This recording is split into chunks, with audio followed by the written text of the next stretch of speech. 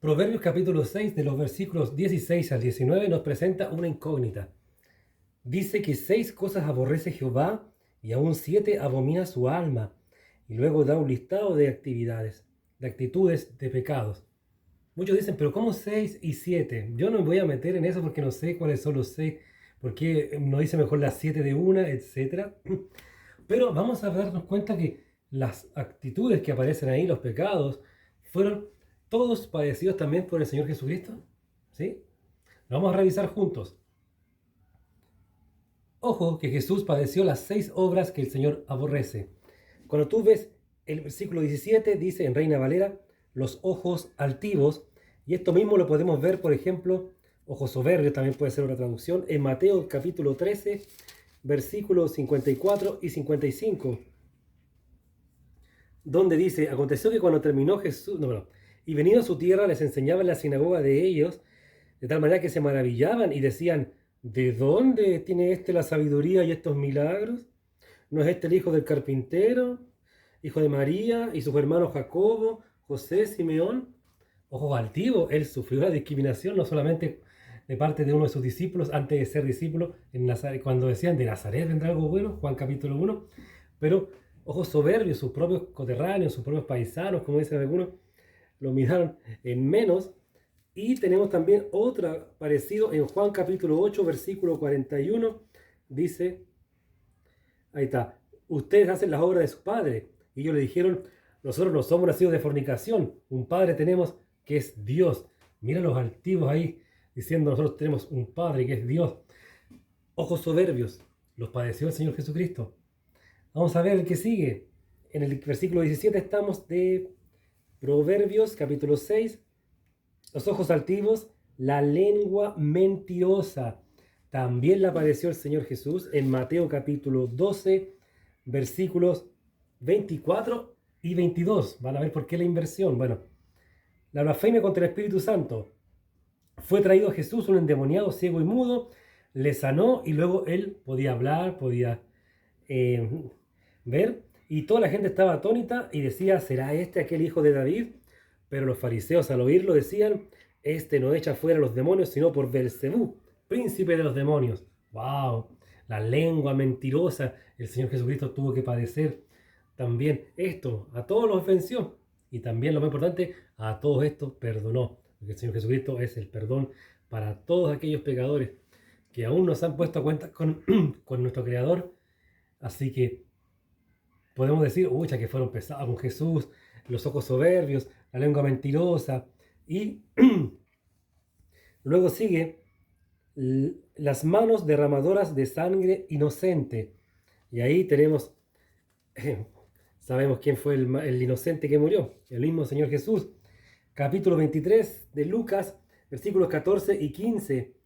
Poncio Pilato dice, me han presentado a este como un hombre que perturba al pueblo, pero habiéndole interrogado yo delante de ustedes, no he hallado en este hombre delito alguno de aquellos de que le acusan, y ni aun Herodes, porque le remitía a él, y aquí nada digno de muerte ha hecho este hombre. Claro, los derramadores de sangre inocente, el mismo fue derramado, como dice después Pedro cuando dice que ustedes, pueblo de Israel, ustedes crucificaron al Salvador.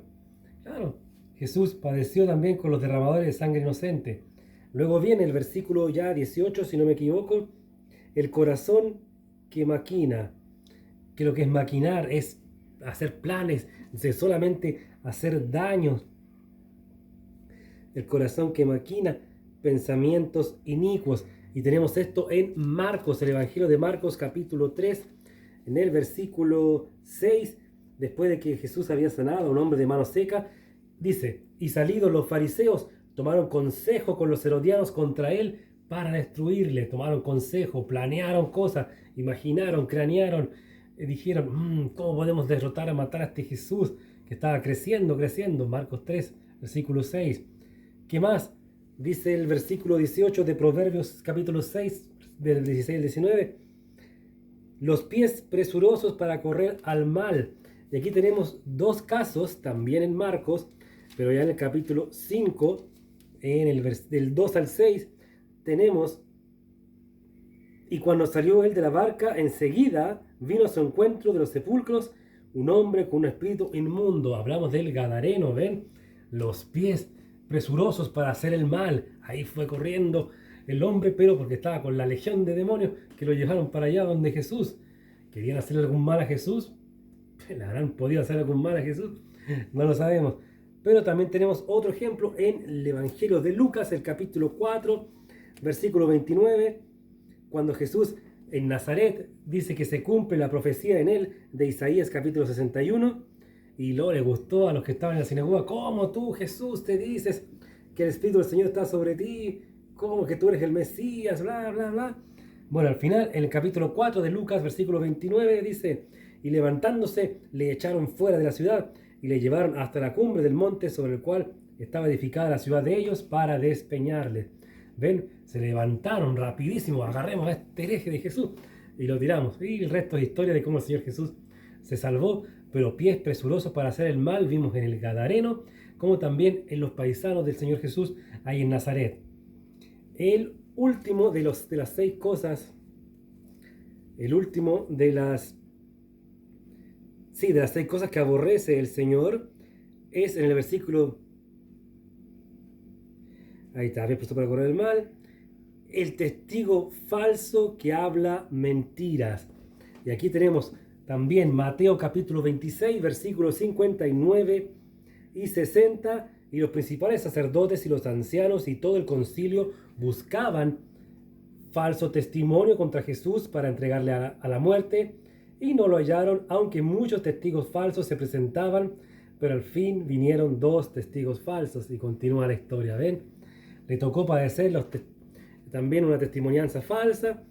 Esas serían las 6 cosas que aborrece, rechaza, odia el Señor. Pero la séptima, si los queremos seguir más busquilla, si queremos tomar la obra 7, que es la más abominable, la más horrible, horrible, como dirían los franceses, horrible en italiano, awful en inglés. Si queremos tomar la obra 7, ahí vemos al abominable Satanás que metió su discordia entre Judas y los demás apóstoles. Sí, desgraciadamente dice, y termina después el versículo 19 diciendo, de Proverbios 6, 19, y el que siembra discordia entre hermanos. Qué abominable esto cuando hay una disputa entre hermanos, entre amigos. Aquí el contexto, aquí yo lo veo como los hermanos. Al tiro cuando estaba estudiando esto, yo dije, los apóstoles, me acordé.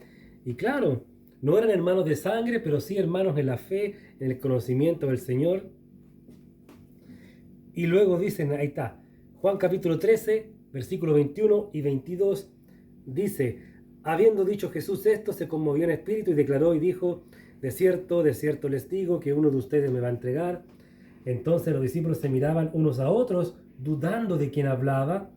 ¿Ya? Y el 27 dice: y después del bocado, Satanás entró en Judas Iscariote. Y entonces Jesús le dijo: lo que vas a hacer, hazlo más pronto. Claro, por eso abomina la séptima obra. El Señor Jesús, perdón, nuestro Señor abomina, bueno, y también el Señor Jesús, obviamente.